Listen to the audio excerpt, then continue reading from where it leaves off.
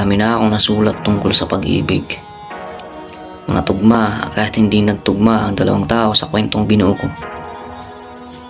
Ngayon muling bubuhay ng aking talento. Pagtutugmain ng aking kwento. Sisimulan ko nung ako'y sinilang dito sa mundo. Musmus pa lamang nang ako'y iwan ng aking magulang upang sa malayo may pagsapalaran. Siya lang ang naghanap buhay para ako'y masuportahan. Isang beses sa isang taong ko lang siya masilayan.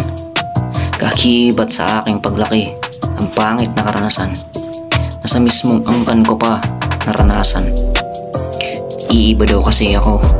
Ako lang daw ang nag-iisang ganito sa mga kamag-anak ko. Lumaking tinutokso. Lumaking mainitin ng ulo. Dahil wala akong sandalan ng mga panahong kinukutya ako ng mga tao. Bantog na bantog ako. Pero di kilala ang pangalan ko. Dahil ang tawag nila sa akin ay dalawang pagkatao. Lagi akong pinagtatawanan sa daan, sa eskwelahan. Hanggang sa umabot sa sukdulan, natuto ako lumaban sa parang sakitan.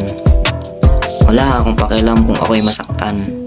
Makita lang nilang ako'y palaban. Pero bagamat ako'y lumaban, isa pa rin akong talunan. Dahil nilaso na ng galit at sakit ang aking isipan. Hanggang sa naisipan kong kitilin na lang ang sarili kong buhay. Hindi ko na matandaan kung ilang beses kong sinubukan magpakamatay. Tanging paraan na naisipan makalimutan lang ang sakit na aking nararamdaman ay gumamit ng bato. Sa paraan to nakakalimutan ko ang lahat. Animoy lumilipad ako sa alapaap. Pero ang masaklap, panandalian lang akong ihehele ng bato. Pagkawala ng tama nito, kung ano-anong tumatakbo sa isip ko.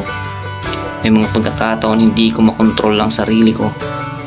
Nagtatago sa kwarto, humahagulhol hanggang maubos ang luha sa mga mata ko.